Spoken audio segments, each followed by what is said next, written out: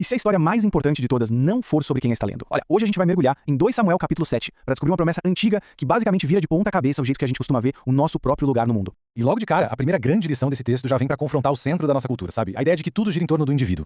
E a lição é, a história não é sobre nós. É uma mudança de perspectiva que pode até ser meio desconfortável no começo, mas que no fim é profundamente libertadora. E aqui está a ideia central, a grande provocação. A narrativa bíblica inteira não gira em torno de Davi, nem de quem está lendo, mas de um descendente prometido. Entender isso muda completamente o jogo de verdade. Tudo começa com uma intenção super nobre do rei Davi. Ele quer construir um templo, uma casa física para Deus. Só que Deus chega e inverte totalmente a lógica com um plano infinitamente maior. A resposta divina é basicamente, não, Davi, você não vai construir uma casa para mim. Eu é que vou construir uma casa para você. E essa casa não é de pedra, é uma dinastia, uma linhagem real que duraria para sempre. Tá, mas que promessa era essa exatamente? Vamos olhar agora bem de perto os detalhes dessa aliança que Deus faz com Davi por meio do profeta Natã. É bem aqui que o futuro de toda a história é traçado. Pra gente entender a magnitude disso, é preciso ver como Deus vinha, digamos, afunilando sua promessa ao longo da história. Começou lá atrás com a comunidade inteira, depois se concentrou numa nação, Israel, em seguida numa tribo específica que era Judá, e agora, nesse momento, tudo culmina em uma única família, a casa de Davi. Então, o ponto crucial da promessa é esse aqui. Ela descreve 3 características-chave dessa figura que viria. Ele seria 1. Um rei eterno. 2. Um ser humano de verdade, da linhagem de Davi. E 3. O construtor do templo definitivo de Deus. Esse é o nosso mapa para o que vem a seguir. Então vale a pena guardar bem esses pontos. A promessa é grandiosa, parece inabalável, eterna,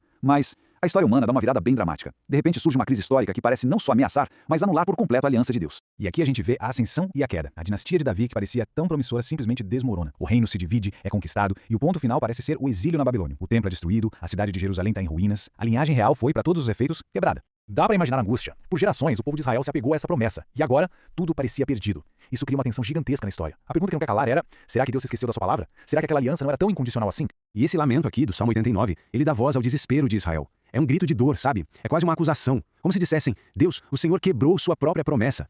A esperança parecia totalmente extinta. Então a promessa falhou? A resposta para essa pergunta tão angustiante vem séculos depois, de um jeito totalmente inesperado. Mas, perfeito. A resposta é Jesus Cristo, o cumprimento de cada detalhe da aliança com Davi. Primeiro, o rei eterno. Pensa bem, nenhum rei mortal poderia reinar para sempre. Mas Jesus, ao vencer a própria morte, estabelece um reino que não está sujeito ao tempo nem à decadência. Ele cumpre a promessa de uma forma que transcende completamente a política humana. Segundo, o verdadeiro humano. A promessa exigia um descendente de carne e osso, lembra? E Jesus não só cumpre essa exigência genealógica, mas como o homem perfeito, ele triunfa onde o primeiro homem, Adão, falhou, e onde a própria nação de Israel também falhou. E terceiro, o verdadeiro templo. O templo definitivo que Davi queria construir, no fim das contas, não era de pedra, era o próprio corpo de Cristo. Um templo que foi destruído na cruz e reerguido na ressurreição, se tornando o lugar onde Deus e a humanidade se encontram para sempre. Bom, se a promessa se cumpriu de forma tão espetacular, a questão agora se torna bem prática. Como se responde a uma notícia dessas? E a própria reação de Davi, lá atrás, ao ouvir a promessa pela primeira vez, nos oferece um modelo. Olha que interessante. Davi não ficou paralisado diante de uma promessa tão gigante. Ele respondeu. E a sua reação, que está registrada lá em 2 Samuel 7, se torna um espelho de como um ser humano pode se posicionar diante da graça do rei Jesus. A resposta de Davi acontece em 3 movimentos. Primeiro, humildade total.